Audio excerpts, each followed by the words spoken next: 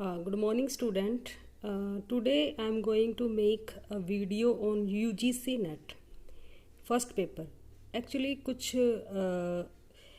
लोगों की डिमांड आ रही थी कि मैं यूजीसी नेट के फर्स्ट पेपर पे अपना एक वीडियो बनाऊं. मैं डॉक्टर कविता, इससे पहले मैं इसकी कोचिंग भी दे चुकी हूं और अब ये मैं वीडियो बनाने जा रही हूँ फर्स्ट पेपर पे.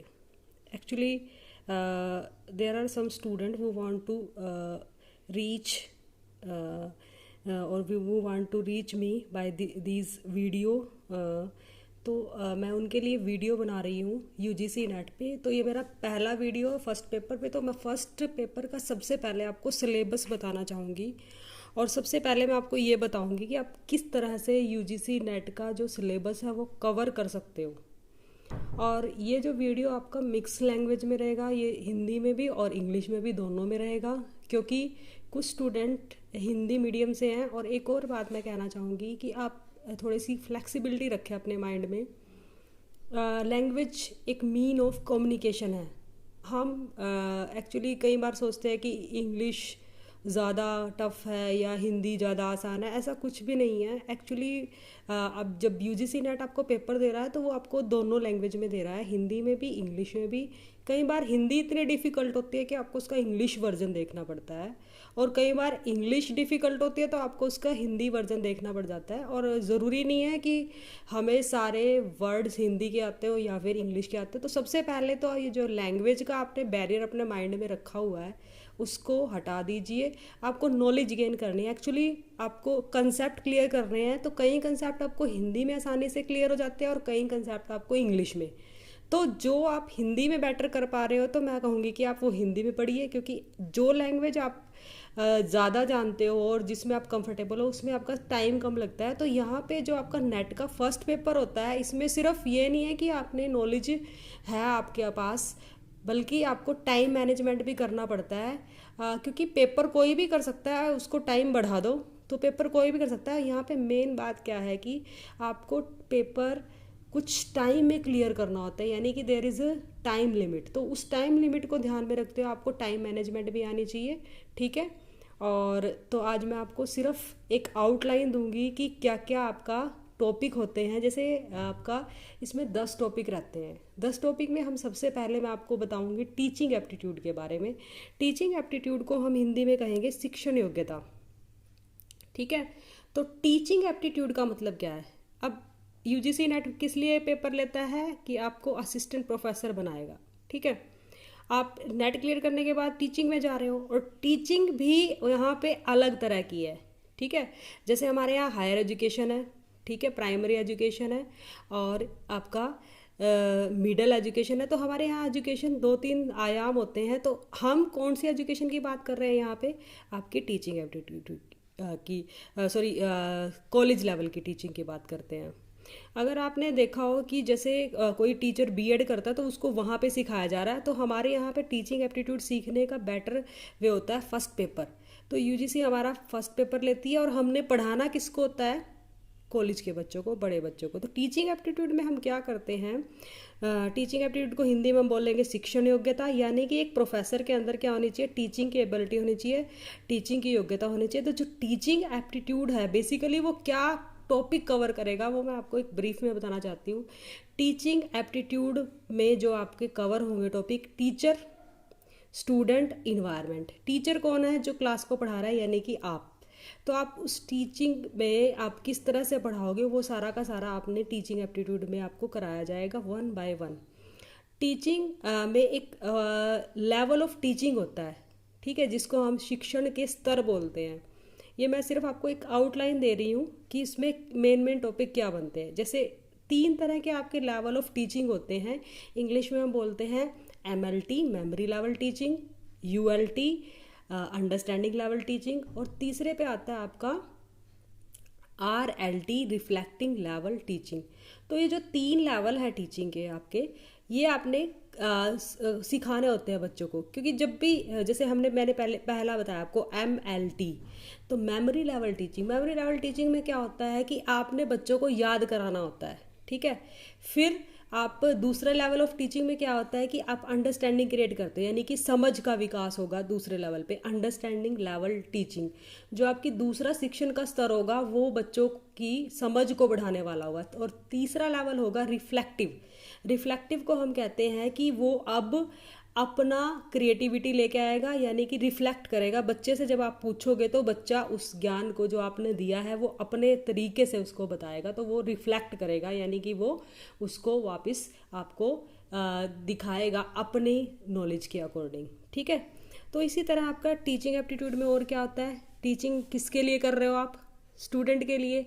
और टीचिंग के लिए आपको क्या करना पड़ता है, आपको टीचिंग के मीन्स यूज़ करने पड़ते हैं। लाइक टीचिंग के आपने ट्रेडिशनल टीचिंग यूज करनी है, मॉडर्न टीचिंग यूज करनी है, आपने ब्लैक बोर्ड यूज़ करना है, आपने स्टूडेंट ओरिएंटेड टेक्निक यूज़ करनी है, आपने टीचर ओरिएंटेड टेक्निक यूज़ करनी है। तो ये कुछ इस तरह से आपकी इसमें टीचिंग में रहेगा कि इफ़ेक्टिव टीचिंग क्या हो। सपोज़ आप पढ़ा रहे हो, बच्चे कंसंट्रेट नहीं कर रहे हैं, तो आप प्रिंसिपल ऑफ टीचिंग यूज़ करोगे। जैसे कि आप क्या करोगे, सबसे पहले उनकी रुचि को जागृत करोगे, यानी कि उनका इंटरेस्ट क्रिएट करोगे क्लास में। ठीक है, और उनको एग्जाम्पल दोगे, सिंपल से कॉम्प्लेक्स की तरफ जाओगे, यानी कि आप पहले कोई सिंपल बात बताओगे, फिर आप उनको कॉम्प्लेक्स चीज़ें बताओगे कि एकदम से कॉम्प्लेक्स चीज़ें समझ नहीं आएंगी। ये सारा का सारा हम करेंगे टीचिंग में 1 बाय 1।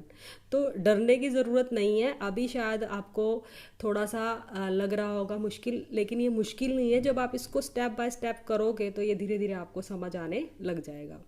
तो टीचिंग में हमने क्या क्या करना है, टीचिंग के लेवल क्या होते हैं, टीचिंग में का इन्वायरमेंट क्या होता है, टीचिंग के मेथड कौन से होते हैं, ठीक है, इफ़ेक्टिव टीचिंग क्या होती है, टीचिंग के प्रिंसिपल क्या होते हैं। ठीक है, अच्छा, क्लास में आपको बच्चों को किस तरह से आप उनको मैक्सिमम से मैक्सिमम नॉलेज दे सकते हैं, ये सारा का सारा आपका टीचिंग में होगा। और ये बिलीव मी, ये सिर्फ थ्योरी ही नहीं बल्कि इसको अगर आप प्रैक्टिकली अप्लाई करते हो तो ये बहुत ही एक अच्छा आपका टॉपिक है। ठीक है, और ये आपके रियल लाइफ में जब आप क्लास में टीचिंग करते हो तो ये आपको काम भी आता है। दूसरा आता है रिसर्च एप्टीट्यूड। रिसर्च एप्टीट्यूड में क्या होता है कि रिसर्च का, और कई बार हमारे माइंड में आता है रिसर्च और टीचिंग का क्या मतलब, इनका क्या रिलेशनशिप है। तो यहाँ पे टीचिंग और रिसर्च का रिलेशनशिप ये है कि टीचिंग में भी हमेशा कुछ नए नए रिसर्च होती रहती है। ठीक है, रिसर्च का मतलब क्या है, अगर हम सिंपल मीनिंग में बोले तो इसको बोलेंगे री प्लस सर्च, यानी कि पुनः खोज करना, किसी चीज़ की दोबारा से खोज करना। अब सपोज़ आप अपने घर में, आपने देखा होगा कि पहले ज़माने में हमारे यहाँ कैसा टीवी होता था या कैसे बल्ब होते थे, और आज के टाइम में हमारे यहाँ कैसे टीवी और कैसे बल्ब है। तो ये सब कुछ क्या है, रिसर्च है। इसी तरह से आपने देखा होगा कि जब हम स्कूल में पढ़ते थे तब हमारे क्लासरूम कैसे होते थे, टीचिंग के मेथड कैसे होते थे, स्मार्ट क्लास नहीं होती थी। और आज हम जब हम पढ़ रहे हैं, हम पढ़ा रहे हैं और हमारे बच्चे जो पढ़ रहे हैं वो they are using smart board. तो ये किसके कारण, ये जो चेंज आता है वो किसके कारण आता है, रिसर्च के कारण। हम कहते हैं कि आवश्यकता आविष्कार की जन्म रही है। ठीक है, तो जब तक हमें कोई नीड नहीं होगी हमारे माइंड में तो हम उसका आविष्कार नहीं करेंगे। यानी कि जो भी हमारे पास ये जो नई नई चीज़ें आ रही है वो सारा का सारा क्या है, आपकी रिसर्च की देन है। तो रिसर्च बहुत इंपॉर्टेंट है। एक मान लो कि एक सिंपल पेन था, अब वो पेन आपका जेल पेन है, आपके पास स्मार्ट पेन भी आ गए अब आपके पास। ठीक है, तो आप ये देखोगे कि आप अपने घर में भी देख सकते हो कि छोटी छोटी चीज़ों में कितने बड़े बड़े बदलाव आ चुके हैं। और आप कोई फ़ोन भी खरीदने जाते हो तो आप क्या कहते हो कि हमें कुछ न्यू वर्जन चाहिए। ठीक है, और आप ये देख लो कि ये जो यूट्यूब चैनल है ये भी आपका क्या है, पढ़ाने का एक नया तरीका है। तो ये भी एक रिसर्च है। तो रिसर्च बहुत इंपॉर्टेंट है, चाहे वो स्टडी से रिलेटेड हो चाहे वो आम लाइफ से रिलेटेड हो। तो हम इसमें पढ़ेंगे रिसर्च यानी कि अनुसंधान योग्यता। तो एक टीचर यानी कि एक असिस्टेंट प्रोफेसर के पास ये होनी ज़रूरी है। नेक्स्ट है आपका कम्युनिकेशन। कम्युनिकेशन, संचार। कम्युनिकेशन चाहे आप आम रोज़मर्रा की बात कर लें, जब तक हम किसी के सामने अपने विचार प्रकट नहीं करेंगे तो सामने वाले को कभी पता नहीं चलेगा। तो जो कम्युनिकेशन है वो आपका कहाँ पे, डेली लाइफ में भी ज़रूरी है और क्लास में भी ज़रूरी है। अब टीचर खड़ा है, वो ठीक से नहीं बात कर रहा या ठीक से नहीं पढ़ा रहा, बच्चों को नहीं समझ में आ रहा, तो यानी कि उसका कम्युनिकेशन यानी कि उसका संचार का जो तरीका है वो प्रभावशाली नहीं है और क्लास को समझ में नहीं आ रहा है, लेकिन दूसरे टीचर का समझ में आ रहा है, यानी कि there is difference of communication skill. तो एक परसिस्टेंट प्रोफेसर के लिए कम्युनिकेशन स्किल का सीखना भी जरूरी है। तो कम्युनिकेशन में हम क्या पढ़ेंगे, एक सेंडर होगा, प्रेषक, और विचार होंगे जो उसके माइंड में आए होंगे, ठीक है, आइडियाज़, और वो किसको देगा, किसी माध्यम के सहारे किसको देगा, एक रिसीवर यानी कि प्राप्तकर्ता को। तो कम्युनिकेशन में हम क्या पढ़ेंगे, कम्युनिकेशन होता क्या है, कम्युनिकेशन की प्रोसेस क्या होती है, और कम्युनिकेशन की इफ़ेक्टिव कम्युनिकेशन की क्या विशेषताएं हैं, कैरेक्टरिस्टिक्स ऑफ इफ़ेक्टिव कम्युनिकेशन, और क्लास में हम अपने कम्युनिकेशन को किस तरह से बेहतर बना सकते हैं ताकि जो स्टूडेंट को हम नॉलेज दे रहे हैं उनको वो सही तरीके से समझ आ जाए। फिर होता है कॉम्प्रीहेंशन, जो सबसे आसान मैं मानती हूँ, लेकिन अगर आप कॉम्प्रीहेंशन की ठीक से प्रैक्टिस करते हो तो इसमें आपके 5 के 5 क्वेश्चन ठीक हो सकते हैं। कॉम्प्रीहेंशन एक्चुअली आपकी एक समझ, आपकी समझ को दर्शाता है। कॉम्प्रीहेंशन में क्या होता है कि आपको एक पैराग्राफ दिया रहेगा और उसके फिर क्वेश्चन दिए रहेंगे, आपको क्वेश्चन के आंसर पैराग्राफ से देख के आपको लिखने हैं। आपने यहाँ पे एक टाइम सेव करने के लिए क्या करना है कि आप पहले पैराग्राफ नहीं पढ़ोगे, सीधा क्वेश्चन पढ़ोगे और उस पर्टिकुलर क्वेश्चन का आंसर ढूंढोगे। इस तरह से क्या होगा कि आपका थोड़ा टाइम बच जाता है, और 2-3 क्वेश्चन होते हैं उनका आपको सीधा आंसर मिल जाता है। 1-2 क्वेश्चन होता है जिसमें आपको फिर बाद में जो पैरा बच जाएगा, जो आपके आंसर हो चुके हैं वो आपको पता चल चुका है, तो उसको आप अच्छे से रीड करके फिर आप उसका आंसर दे सकते हो। क्योंकि मैंने पहले भी बोला है यहाँ पे टाइम मैनेजमेंट बहुत ज़रूरी है, ठीक है। फिर 5वां पॉइंट आता है आपका mathematical reasoning and aptitude. Mathematical reasoning में क्या होता है, जो आपके मैथ के सिंपल फॉर्मूला, और एक बात और कहना चाहती हूँ कि यहाँ पे इतनी टफ लेवल की ना तो मैथमेटिकल रीजनिंग आती है और ना ही आपकी लॉजिकल रीजनिंग आती है। तो यहाँ पे मैथमेटिकल रीजनिंग में क्या रहेगा आपका कि आपको कुछ जैसे फॉर्मूलाज करने होंगे बेसिकली मैथ के, फिर उसको अप्लाई करना होगा रीजनिंग में, ठीक है। जैसे आपका एवरेज क्या होता है, माध्य, ठीक है। तो माध्य क्या होता है, जैसे आपके पास आपकी मार्कशीट है तो उसमें आपसे कोई पूछे कि आपके 10th में कितने मार्क्स थे, तो आप कहते हैं 60% या 70%। तो जो 70 या 60 आपने एक नंबर बोला, वो किसको, पूरे के पूरे 5 के 5 या 6 जितने भी सब्जेक्ट थे आपके पास उसको रिप्रेजेंट कर रहा है। वैसे ही आपका एवरेज होता है। ये मैं आपको एक एक करके करवाऊंगी, तो यहाँ पे ज़्यादा घबराने की ज़रूरत नहीं है। और मैथमेटिकल रीजनिंग के लिए आपको बेसिकली क्या आना चाहिए, एक तो आपको टेबल्स आनी चाहिए, और एक आपको क्या आना चाहिए, आप फटाफट से प्लस माइनस डिवीज़न और मल्टीप्लाई कर सको, और आपको एक बोर्ड मास का फॉर्मूला वो आना चाहिए, ठीक है। और LCM SCF थोड़ा थोड़ा, ज़्यादा नहीं है ये, तो कभी कभी क्वेश्चन पूछ लेते हैं। एक आपका इसमें मेन रहता है सीरीज़ कंप्लीशन का, सीरीज़ कंप्लीशन वो आपको करा दिया जाएगा कि किस किस तरह की सीरीज़ है। अभी मैं सिर्फ आपको एक ब्रीफ में आउटलाइन दे रही हूँ, तो यहाँ पे घबराने की बात नहीं है, क्योंकि यहाँ पे जो आपका मैथमेटिकल रीजनिंग का लेवल है वो ज़्यादा टफ नहीं आता है। नेक्स्ट है बच्चों आपका लॉजिकल रीजनिंग। लॉजिकल रीजनिंग में क्या होता है, ये थोड़ा सा डिफरेंट है। यहाँ पे आपको वेन डायग्राम वाले क्वेश्चन आते हैं और आपको डेफिनेशन टाइप वाले क्वेश्चन आते हैं। यहाँ पे क्या होता है कि ज़्यादातर स्टूडेंट सिर्फ वेन डायग्राम कर जाते हैं, तो उनका 1 या 2 क्वेश्चन ठीक होता है। इसमें बेसिकली आपको थ्योरी पूरी रीड करनी होती है, जो कि आपको मैं धीरे धीरे 1 बाय 1 स्टेप करा दूंगी, ठीक है। तो इसमें जो मेन जो टॉपिक अभी तक आए हैं वो मैथमेटिकल रीजनिंग और लॉजिकल रीजनिंग है, ठीक है। फिर आता है आपका DI में क्या है, आपको एक टेबल दी रही होगी, उस टेबल से आपको जो भी आपको क्वेश्चन है वो क्वेश्चन निकालने हैं। कंप्रीहेंशन में आपका थ्योरेटिकल था, ये आपका इसमें आपका मैथ आ जाता है, ठीक है। अगर आप मैथमेटिकल रीजनिंग अच्छे से कर लेते हो तो वो आपको यहाँ पे DI करने में बहुत हेल्प करेगी और बहुत इजी बना देगी आपके DI का। और DI करने का सबसे बेटर तरीका क्या होता है, DI को आप क्या बोलते हैं, आंकड़ों की व्याख्या। तो DI करने का सबसे बेटर तरीका होता है कि आप उसकी प्रैक्टिस करो। अगर आप DI के पिछले क्वेश्चंस जो पिछले क्वेश्चन पेपर्स हैं जो UGC नेट ने लिए थे, तो उनको अगर आप प्रिपेयर कर लेते हो, उनकी प्रैक्टिस कर लेते हो, तो DI का आपको तरीका आ जाता है, ठीक है। तो DI की कुछ शॉर्ट ट्रिक्स हैं वो आपको आगे कराई जाएंगी। फिर है आपका information and communication technology, ICT बोलते हैं जिसको। देखो भाई, आजकल ज़माना है किसका, कम्युनिकेशन टेक्नोलॉजी का, इंफॉर्मेशन टेक्नोलॉजी का। तो फिर आप टीचिंग्स में भी इन चीज़ों से नहीं बच सकते। जैसे कि अब कोरोना वायरस आया हुआ है, तो हम भी क्या कर रहे हैं, इनका प्रयोग कर रहे हैं, आईसीटी के थ्रू अपने स्टूडेंट को पढ़ा रहे हैं। और आप अब जो कर रहे हो वो भी आप आईसीटी के थ्रू कर रहे हो। तो आईसीटी से तो आप बच ही नहीं सकते। तो जब आप असिस्टेंट प्रोफेसर बनोगे, जब आप क्लास में पढ़ाओगे, तो आपको भी इसका यूज़ करना पड़ेगा। तो इसमें सारी चीज़ें वो आएंगी जो आपकी इंफॉर्मेशन टेक्नोलॉजी में यूज़ होंगी, यानी कि कंप्यूटर से रिलेटेड आपकी चीज़ें इसके अंदर आ जाएंगी। तो बेसिकली इसमें कंप्यूटर आ जाएगा। और जो पहले कंप्यूटर आता था वो ईजी होता था, उसमें ज़्यादातर input device, output device, short forms, abbreviations वगैरह पूछ लेते थे। लेकिन अब आपका इंटरनेट से रिलेटेड काफ़ी क्वेश्चन आते हैं, ईमेल आईडी, एड्रेस, अच्छा जी आपका ये WWW वर्ल्ड वाइड वेब क्या होता है, आप मेल कैसे भेज सकते हो, ठीक है। तो इसमें अब इंटरनेट से जुड़े ज़्यादा क्वेश्चन आते हैं। पहले आपका input device, output device simple आता था, हार्डवेयर से रिलेटेड आता था, लेकिन अब आपका सॉफ्टवेयर से रिलेटेड क्वेश्चंस भी आते हैं। तो थोड़ा सा ये टफ़ है। और अगर ये टफ़ भी है तब भी आपके लिए फ़ायदेमंद है, क्योंकि अगर आप इसको रीड करते हो तो आप वो चीज़ें सीखते हो जो आप रियल लाइफ में प्रैक्टिकली अप्लाई भी करते हो। तो ये आपका बहुत ही बढ़िया टॉपिक है। फिर नेक्स्ट आता है पीपल डेवलपमेंट एंड इन्वायरमेंट, यानी कि लोग, विकास और वातावरण। अब लोग हैं, उनका विकास हो रहा है और साथ में वातावरण हो रहा है, ठीक है।